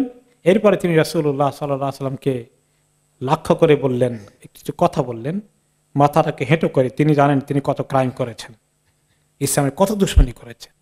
মাথাটাকে নিচু করে দিয়ে খুব লজ্জাবনত হয়ে, মানে খুব লজ্জা শরমে পড়ে নিজেকে ছোট মনে করে একটু কথা বললেন, ইয়া রাসূলুল্লাহ ইস্তাগফিরলি কুল্লা আদাওয়াতিন আদাইতুকাহা, ইয়া রাসূলুল্লাহ আপনার কাছে দরখাস্ত, আপনি আল্লাহর কাছে দোয়া করেন, আমি ইসলামের বিরুদ্ধে, আপনার বিরুদ্ধে কত দুশমনী করেছি, আল্লাহ তাআলা যেন আমাকে সব মাফ করে দেন। আও মাওকিবিন আও দাতু ফিহি উরিদু ফিহি ইযহার শিরকি, আর বিভিন্ন সময়ে আমি কি কি ভূমিকা রেখেছি শিরককে কায়েম রাখার জন্য, শিরকের পতাকাকে উঁচু করে ধরার জন্য কত কি না করেছি ইয়া রাসূলুল্লাহ। এই শিরকের ওই অন্যায়ের ধ্বজাধারী হিসাবে কি না করেছি, এই সমস্ত গুনার জন্য আল্লাহ তাআলা আমাকে মাফ করে দেন, আপনি মেহেরবানি করে আমার জন্য আল্লাহর কাছে বেশি করে দোয়া করেন। নবী করিম সাল্লাল্লাহু আলাইহি ওয়াসাল্লাম আল্লাহর কাছে দোয়া করলেন, আল্লাহুম্মা ইগফির লি ইকরামা কুল্লা আদাওয়াতিন আদানিহা, ইয়া আল্লাহ আপনি আকরামাকে মাফ করে দিন যত দুশমনী সে আমার বিরুদ্ধে করেছে। আও মাওকিবিন আও দা ফিহি ইউরিদু আন ইয়াসুদ্দা আন সাবিলিকা, যত ভূমিকা পদক্ষেপ সে নিয়েছিল আপনার দিনকে আটকিয়ে দেওয়ার জন্য, থামিয়ে দেওয়ার জন্য, রাস্তা বন্ধ করে দেওয়ার জন্য, তার সমস্ত অপরাধগুলোকে আল্লাহ আপনি ক্ষমা করে দেন। ইকরামার ইসলাম খাঁটি ইসলাম ছিল। এবং আরো অন্য রিওয়ায়াতে আসছে, তিনি বলেছেন ইয়া রাসূলুল্লাহ আপনি দোয়া করেন আল্লাহ তাআলা যেন আমাকে তৌফিক দেয়, ইসলামের বিরুদ্ধে যত দুশমনী করেছি, আমার শক্তি, সামর্থ্য, যোগ্যতা, মেধা কে ইসলামের বিরুদ্ধে ব্যবহার করেছি, আল্লাহ তাআলা যেন এই সব কিছু নিয়ে ইসলামের পক্ষে ঝাঁপিয়ে পড়ার জন্য আমাকে যেন আল্লাহ কবুল করেন। আপনি এই দোয়া করেন। মাঝে মধ্যে এরকম পাওয়া যায়, অনেক বড় বড় দুশমনী করেছে ইসলামের, বড় নাস্তিক কমিউনিস্ট ছিল, আল্লাহ তাআলা তার দিলে হিদায়াত দিয়ে দিয়েছেন, পরে সেই ব্যক্তির ভিতরে বিরাট চেঞ্জ হয়েছে। এরকম আমাদের এই বর্তমান জামানাতে বিভিন্ন মুসলিম দেশে পাওয়া যায়। অনেক যারা ইসলামের এত দুশমনী করেছে, আল্লাহ তাআলা তাকে ইসলামের কাজে লাগিয়ে দিয়েছেন। তো এই ইকরামার সুন্দর পরিণতি 10 জনের একজন, তিনি আলহামদুলিল্লাহ তার জীবন ভিক্ষা শুধু হলো না, তার জন্য ইসলামের দরজা খুলে গেল। তিনি পরবর্তী পর্যায়ে নবী করিম সাল্লাল্লাহু আলাইহি ওয়াসাল্লামের সঙ্গে যখন আবু বকর রাদিয়াল্লাহু আনহু খলিফা হয়েছিলেন, তখন যে যুদ্ধ হয়েছিল আজনাদিন এলাকায়, সেই এলাকায় তিনি মুসলিম বাহিনীর পক্ষ থেকে লড়াই করেন এবং সেখানে তিনি শাহাদাত বরণ করেন। সম্ভবত কাদেসিয়ার যুদ্ধে সেটা ছিল, কাদেসিয়ার যুদ্ধে, যেটা পারস্য সম্রাটের সঙ্গে হয়।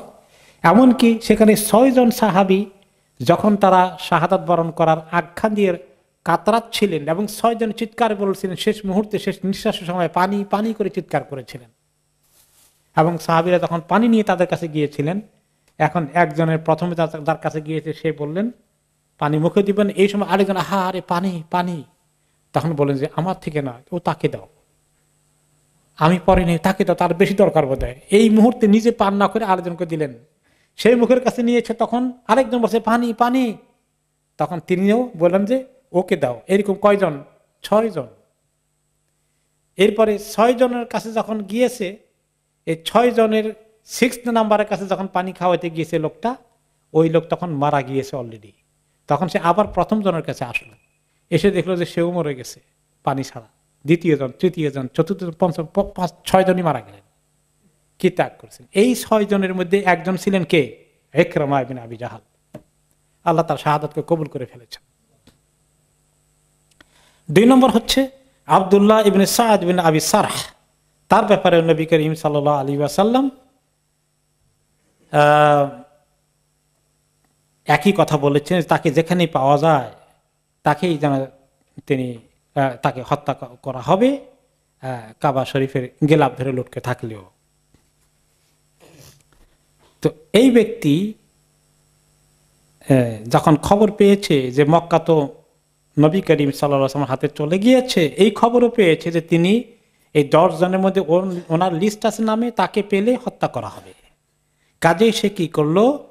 লুকিয়ে গেল, সামনে আসলো না ধরা পড়ার ভয়ে, এবং সে গোপনে লুকিয়ে কোনো জায়গা থেকে ওসমান ইবনে আফফান, ওসমান রাদিয়াল্লাহু আনহু নবী করিম সাল্লাল্লাহু আলাইহি ওয়াসাল্লামের জামাতা, তার কাছে গিয়ে লুকিয়ে রাত্রেবেলা অন্ধকারে দেখা করলো। আর তার সঙ্গে ওনার একটা সম্পর্ক আছে। কি? এই 2 জন একজনের দুধ ভাই, এরা 2 জনে একে অপরের দুধ ভাই। তো দুধ ভাই হিসাবে ছোটকালে একটু থেকে তার একে অপরকে চিনেন, মহব্বত আছে। তো মানুষ যখন একটু থেমে গিয়েছে, এইরকম সিরিয়াস সিচুয়েশনটা ফতে মক্কার প্রথম দিন চলে গেল, একটু ঠান্ডা হয়েছে, পরিস্থিতি কন্ট্রোলে এসে গেছে। তো নবী করিম সাল্লাল্লাহু আলাইহি সাল্লাম গিয়ে ওসমান রাদিয়াল্লাহু আনহুকে বললেন যে ইয়া রাসূলুল্লাহ, আপনি একটু পারমিশন দিলে, নিরাপত্তা দিলে, আপনি যেহেতু তার ব্যাপারে ডিক্লেয়ার করে দিয়েছেন, আপনি মেহেরবানি করে ক্ষমা করেন, আমার কাছে এসে আশ্রয় চেয়েছে আমার দুধ ভাই, আপনি মেহেরবানি করে তাকে একটু অ্যালাউ করেন। এই কথা বলে তাকে নিয়ে আসলো। নবী করিম সাল্লাল্লাহু আলাইহি ওয়াসাল্লাম কোনো মন্তব্য করেননি। তো তাকে নিয়ে আসলো ওনার কাছে। নবী করিম সাল্লাল্লাহু আলাইহি ওয়াসাল্লাম তাকে দেখে এরকম করে মাথা উঠালেন, কোনো মন্তব্য করছেন না। এভাবে করে 3 বার লোকটার চেহারা দিকে তাকালেন, মাথা এমনি করে উঠালেন, কোনো মন্তব্য করছেন না। যে তাকে তিনি কালেমা পড়াবেন, মাফ করে দিয়েছেন, কিছুই কোনো পদক্ষেপ রাসূলুল্লাহ সাল্লাল্লাহু আলাইহি ওয়াসাল্লাম নিচ্ছেন না। 3 বার এরকম করার পরে অনেক কষ্টে শাসনদের রাসূলুল্লাহ সাল্লাল্লাহু আলাইহি ওয়াসাল্লাম তাকে কালেমা পড়ালেন, ইসলাম কবুল করলো। যখন কবুল করা শেষ হয়ে গেল, ওসমান ইবনে আফফান রাদিয়াল্লাহু আনহু তাকে নিয়ে এই আব্দুল্লাহ ইবনে সাদকে নিয়ে চলে গেলেন। যাওয়ার পরে নবী করিম সাল্লাল্লাহু আলাইহি ওয়াসাল্লাম সাহাবাদেরকে লক্ষ্য করে বললেন, আচ্ছা তোমরা এতগুলো লোক থাকলা, আমা কানা ফীকুম রাজুলুন রাশীদুন ইয়াকুমু ইলা হাযা হিনা রাআনি কাফাফতু ইয়াদি আন বাইআতিহি ফায়াকতুলা। তোমরা দেখলে না 3 বার সে হাত প্রসারিত করেছে বায়াত করার জন্য, আমি হাত উঠাই নাই, তার দিকে তাকিয়ে আমি থেমে গিয়েছি। তোমরা কোনো মেসেজ পেলে না? একজনের মাথায় বুদ্ধি আসলো না যে রাসূলুল্লাহ সাল্লাল্লাহু আলাইহি ওয়াসাল্লাম তাকে কালিমা পড়ানোটা পছন্দ করছেন না? কেন তোমরা অ্যাকশন নিয়ে ফেললে না? একজনের মাথায় তোমাদের বুদ্ধিটা আসলো না?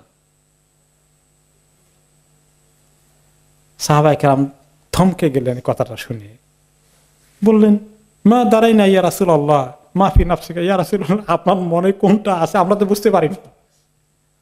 আপনি অনেকে ক্ষমা করে দিয়েছেন, তাকে ক্ষমা করে দিবেন, এটাই হয়তো আমরা ভাবছি। আপনি যে চান তার ব্যাপারে অ্যাকশন হয়ে যাক, এটা তো আমরা টের পাই নাকি। ফাহাল্লা আও মা'তা ইলাইনা বিআইনিকা, আপনারা যদি বলতে অসুবিধা মনে করতেন, একটু চোখের ইঙ্গিতে দিলেই তো কাজ হয়ে যেত, আমরা অ্যাকশন করে ফেলতাম। একটু ইশারা না দিলে আমরা বুঝি কেমন ইয়া রাসূলুল্লাহ। তো নবী করিম সাল্লাল্লাহু আলাইহি ওয়াসাল্লাম বললেন, ইন্নাহু লা ইয়ানবাগি লিনাবিয়্যিন আন তাকুনা লাহু খায়িনাতুল আয়ুন, কোন নবীর জন্য কোনদিন মানানসই হয় যে সে মুখে বলবে না, চোখের ইশারা এভাবে করে দিবে? এটা আল্লাহর নবীর জন্য বেমানান।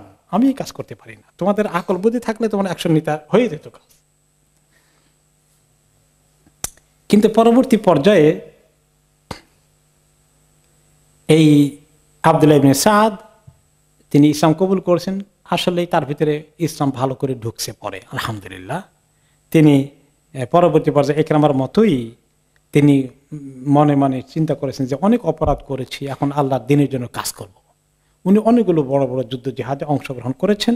আফ্রিকার বিরাট অংশ পরবর্তী পর্যায়ে নবী করিম সাল্লাল্লাহু আলাইহি ওয়াসাল্লাম ইন্তেকালের পরে ঘটনা, খোলাফায়ে রাশেদা পরবর্তী সময়ে তিনি অনেক বড় বড় বিজয়ের মধ্যে বীরত্বের সাথে ভূমিকা পালন করেছেন। ওনার হাতেই আফ্রিকা বিজয়ের কাজ সূচিত হয় বিশেষ করে, এবং তিনি প্রায় হিজরি 36 সনে তিনি ইন্তেকাল করেন অনেকগুলো জিহাদে অংশগ্রহণ করার পরে। এবং আরেকটি হাদিসে এসেছে, যখন ওনার ইন্তেকাল যেদিন হবে তখন ওনার বয়সও হয়ে গেছে, আর অনেকগুলো যুদ্ধে তিনি বীরত্বের সাথে ইসলামের পক্ষে কাজ করেছেন। তো যেদিন ওনার ইন্তেকাল হবে সকালবেলায় তিনি আল্লাহ তাআলার কাছে একটা দোয়া করলেন, সেটা হচ্ছে আল্লাহুম্মা জাআল আখিরা আমালি সুবহ, যে আল্লাহ এখন ফজরের সময় হচ্ছে, তা আপনি এই সকাল এই ফজরের সময়ের এই নামাজটা, যে নামাজ আমি এখন পড়বো আল্লাহ, এই নামাজটাকে আপনি আমার সব শেষ নেক আমল হিসাবে আপনার কাছে কবুল করেন। আমার শেষ নেক আমল হিসাবে এই আমলটাকে আপনি কবুল করে ফেলেন। অতঃপর নামাজ পড়লেন, তিনি নামাজে দাঁড়িয়েছেন, তিনি ডান দিকে সালাম ফিরিয়েছেন, বাম দিকে সালাম ফেরানোর আগেই ওনার ইন্তেকাল হয়ে গেল, নামাজের হালাতে হয়ে গেল, ওনার রূহ সেখানে কবজ হয়ে গেল। আল্লাহ তাআলা ওনার প্রতি রহম করুন, রাদিয়াল্লাহু আনহু। এই দুইজন, দ্বিতীয় জন গেল। তৃতীয় জন হচ্ছে মিকিয়াস ইবনে সুবাবা। মিকিয়াস ইবনে সুবাবার কথা তিনি 10 জনের লিস্টে ছিল।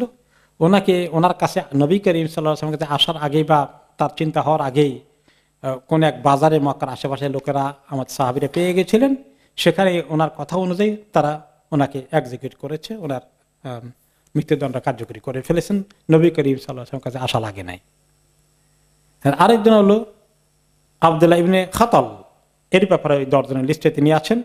সেখানে তাকে ওইরকম কোনো এক জায়গায় মক্কা হারাম শরীফে কাবার গেলাপ ধরে লটকে আসে, ওই অবস্থাতে ওনাকে কতল করে ফেলেছিলেন আবু বারজাল আসলামী রাদিয়াল্লাহু আনহু। এই কেস নিয়ে রাসূলুল্লাহ সাল্লাল্লাহু আলাইহি ওয়াসাল্লামের কাছে আসেন, কারণ তিনি বলেছিলেন তাদেরকে যেখানেই পাও সেখানেই অ্যাকশন নিবা, কাবা ঘরের গেলাপ ধরে লটকে থাকলেও। কাজে ওই সাহাবী আবু বারজাল আসলামী তার ব্যাপারে অ্যাকশন নিলেন। এই 4 নম্বর জন গেল, সে তাকে সেখানে কার্যকরী করা হলো। 5 নম্বর হচ্ছেন হুয়াইরিস ইবনে নুকাইদ।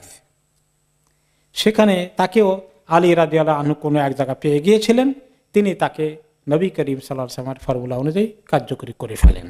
6 নম্বর ছিল হাব্বার ইবনে আসওয়াদ। হাব্বার ইবনে আসওয়াদ সেই ব্যক্তি, মক্কা বিজয়ের দিন খবর পেয়ে সে বহু দূর থেকে পালিয়ে গেল, তাকে কেউ ধরতে পারেনি, সে বুঝতে পেরেছে তার রেহাই নেই। অতঃপর অনেক পরে, মক্কা বিজয়ের পরে যখন নবী করিম সাল্লাল্লাহু আলাইহি ওয়াসাল্লাম মদিনায় পৌঁছে গিয়েছিলেন, তিনি বুদ্ধি করে মক্কা থেকে অনেক দূরে গিয়ে সেফলি থেকে মদিনায় যাওয়া অনেক পরে গিয়ে নবী করিম সাল্লাল্লাহু আলাইহি ওয়াসাল্লামকে ধরে ইসলাম কবুল করে ফেলেছেন। ওকে, এবং তার অপরাধটা ছিল কি জানেন? তার অপরাধ ছিল নবী করিম সাল্লাল্লাহু আলাইহি ওয়াসাল্লাম সব, সে তো মুশরিক কাফির, ইসলামী দুশমনী করেছে, কিন্তু ওনার মেয়ে জাইনাব যখন হিজরত করে মক্কা থেকে মদিনায় যাচ্ছিলেন উটে সওয়ার হয়ে, এবং জাইনাব রাদিয়াল্লাহু আনহা সন্তান সম্ভব গর্ভবতী ছিলেন, এবং সে খবর পেয়ে দৌড়ে গিয়ে ওনার উটকে আঘাত করলে উট পড়ে যায়, এবং জাইনাব রাদিয়াল্লাহু আনহা তার উপর হয়ে পড়েন এবং ওনার সঙ্গে সঙ্গে গর্ভপাত ঘটে যায়। এত বড় অপরাধ করেছিলেন। যাই হোক, পরে নবী করিম সাল্লাল্লাহু আলাইহি ওয়াসাল্লাম ইসলাম কবুল করে দিলেন তাকে, এবং পরবর্তী পর্যায়ে দেখা গেল যে সে ইসলামটা ঠিকই কবুল করেছে এবং তার ইসলামের ব্যাপারে কোনো সবার সন্দেহ ছিল না, অনেক ভালো ভূমিকা পরবর্তী পর্যায়ে তিনি পালন করেছেন।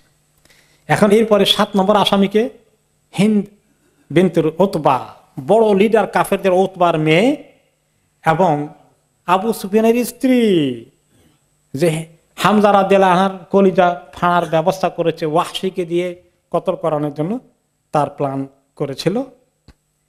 এরপরে ফাতে মক্কার দিনে সে লুকিয়েছিল। মনে আছে তো, আবু সুফিয়ান যখন বলল যে খবরদার মক্কা লোকেরা, শোনো শোনো, আমি মুহাম্মাদের সঙ্গে কথা বলে এসেছি, আমাকে ইসলাম কবুল করতে হয়েছে, উপায় ছিল না, আমাদের যুদ্ধ করবো না, এই কথা দিয়ে এসেছি, তোমরা কেউ যুদ্ধ চিন্তা করো না, খামখা রক্তপাত ঘটবে। তখন তার স্ত্রী কি বলছিল?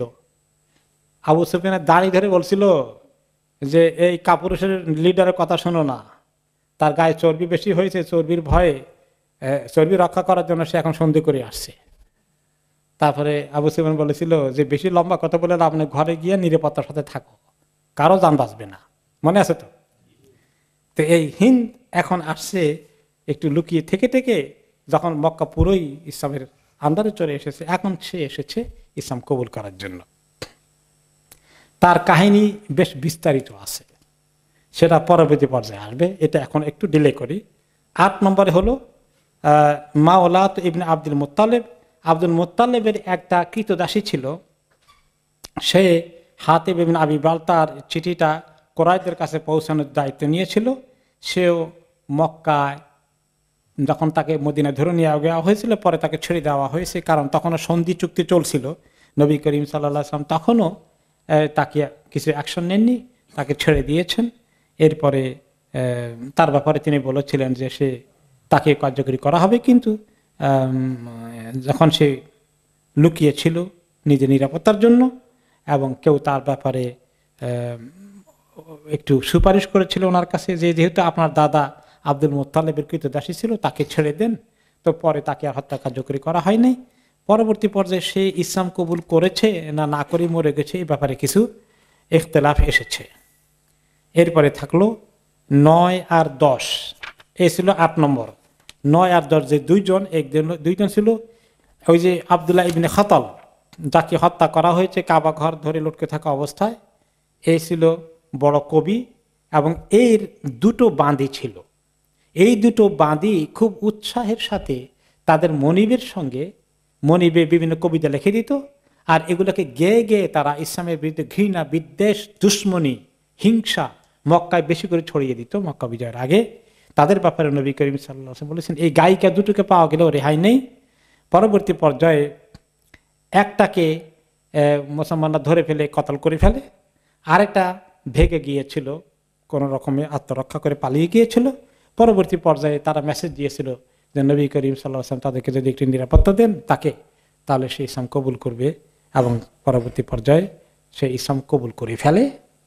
এছাড়াও এই 10 জনের বাইরেও লিস্ট ছিল কিছুটা, এর বাইরেও নবী করিম সাল্লাল্লাহু আলাইহি ওয়াসাল্লাম বলেছেন, যেমন ওয়াহশী যে হামজা হত্যাকারী, কাব ইবনে জোহাইর একজন কবি, তার ব্যাপারে নবী করিম সাল্লাল্লাহু আলাইহি ওয়াসাল্লাম অন্য সময় মন্তব্য করেছিলেন, সে কবিতা লিখে লিখে অনেক ক্ষতি করেছিল ইসলামের। এই দুজনও যখন ইসলাম কবুল করেছিলেন, তারাও পরবর্তী পর্যায়ে ইসলাম কবুল করলেন, তাদের কাহিনী পরে আসবে। এরপরে এখন মক্কা যখন আন্ডারে এসে গেছে, তখন সাহাবীরা এখন ভয় পেয়ে গেলেন, মনে মনে তাদের কষ্ট চলে আসলো। তারা বলাবলি করছেন, এ আল্লাহ, মক্কাতে বিজয় হয়ে গেছে, রাসূলুল্লাহ সাল্লাল্লাহু আলাইহি ওয়াসাল্লাম আপন মাতৃভূমিতে জন্মভূমিতে এসেছেন, এখন নিশ্চয়ই ওনার মনে জন্মভূমির মায়া চলে আসবে অনেক, এবং তিনি অবশ্যই এখানেই সেটেল হয়ে যাওয়ার জন্য চিন্তা করবেন। হিজরত করে মদিনায় গিয়েছিলেন, নিশ্চয়ই হয়তো মদিনায় যাবেন না, বা গেলেও উনি পার্মানেন্টলি আবার মক্কায় সেটেল হয়ে যাবেন। এইটা নিয়ে আমাদের কি উপায় হবে, কথাবার্তা সাহাবীদের আলোচনা হচ্ছে।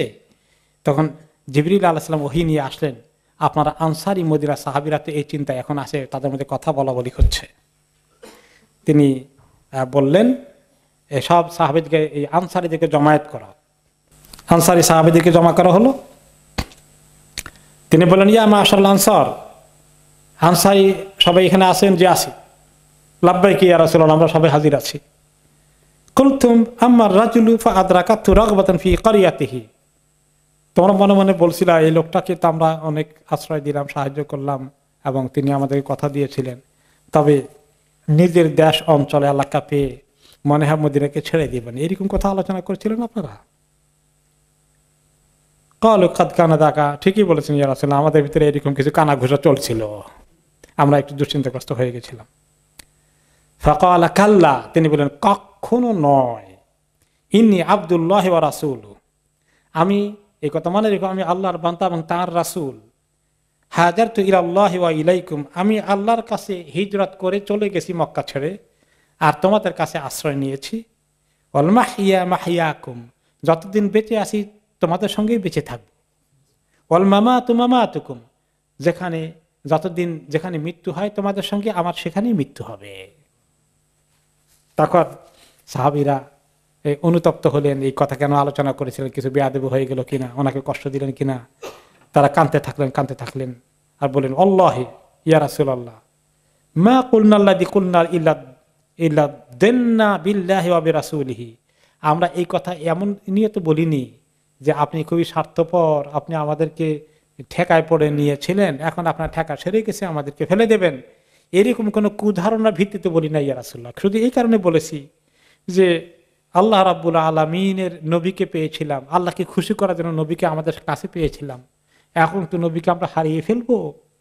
আল্লাহ এবং আল্লাহ রসুলের মায়া মমতা মহব্বতের কারণে এই কথাটা আলোচনা করেছি ইয়া রাসূলুল্লাহ। এমন নয় যে আপনি আমাদেরকে এখন আর দরকার মনে করেন না, এমন কোনো কুধারণা সৃষ্টি হয়নি আমাদের। তখন তিনি বলেছিলেন ইন্নাল্লাহা ওয়া রাসূলুহু ইউসাদ্দিকানিকুম ওয়া ইউদিরানিকুম, তিনি বলে দিবেন না আপনারাও নিশ্চিন্ত থাকেন, আল্লাহ এবং আপনার রসুল, আল্লাহর রসুল আপনাদের ব্যাপারে অত্যন্ত সুধারণা পোষণ করেন, আপনাদের কথাগুলো মোটেই বানিয়ে বলছেন না, আল্লাহ এবং তার রাসূল এই ব্যাপারে সচেতন আছেন। আর আপনারা যে কথাবার্তা কিছু আলোচনা করেন, কারো যদি কোনো ভুল মিস্টেক হয়ে থাকে, এগুলোকে আল্লাহ তাআলা ক্ষমার দৃষ্টিতে দেখবেন। আবু হুরায়রা রাদিয়াল্লাহু তাআলা আনহু বলেন ফাওয়াল্লাহি মা মিনহুম আহাদুন ইল্লা বালাগা নাহরাহু বিদ্দুম, আবু হুরায়রা রাদিয়াল্লাহু আনহু বলেন আমি সাক্ষী ছিলাম নবী করিম সাল্লাল্লাহু আলাইহি ওয়াসাল্লামের সঙ্গে এই সামান্য যে এই ঘটনাটা ঘটে, এবং তিনি যখন তাদেরকে নিশ্চিন্ত করলেন তখন তারা খুশিতে, তাদের সবার চোখ দিয়ে এত পানি পড়লো, অনেকের বুক ভেসে গিয়েছিল আনন্দের কারণে, খুশির কারণে যে রাসূলুল্লাহ সাল্লাল্লাহু আলাইহি ওয়াসাল্লাম ওনাদেরকে ছেড়ে চলে আসবেন না মক্কাতে। অতঃপর মক্কার বাসীদের বায়াত ঘটলো কিভাবে, তারা কিভাবে বায়াত করলেন, সবাই এসে দলে দলে ইসলামের দিকে ঢুকছেন। এখন কয়েকজন ব্যক্তিত্বের আলাদা আলাদাভাবে কথা ছিল, এখন আসলো গণ শপথ, গণ ইসলামকরণ কিভাবে হলো সেটার কাহিনী পরে আসবে। ওখানে কিছু আরো গুরুত্বপূর্ণ ঘটনা আছে, আমরা শুনবো আগামী সপ্তাহে আল্লাহ তাআলা তৌফিক দিলে। সুবহানাকাল্লাহুম্মা ওয়া বিহামদিকা নাশহাদু আল্লা ইলাহা ইল্লা আনতা নাস্তাগফিরুকা ওয়া নাতুবু ইলাইক ওয়া সাল্লাল্লাহু তাআলা আলা খাইরি খালকি মুহাম্মাদিন ওয়া আলা আলিহি ওয়া সাহবিহি আজমাইন। আসসালামু আলাইকুম ওয়া রাহমাতুল্লাহি ওয়া বারাকাতুহু।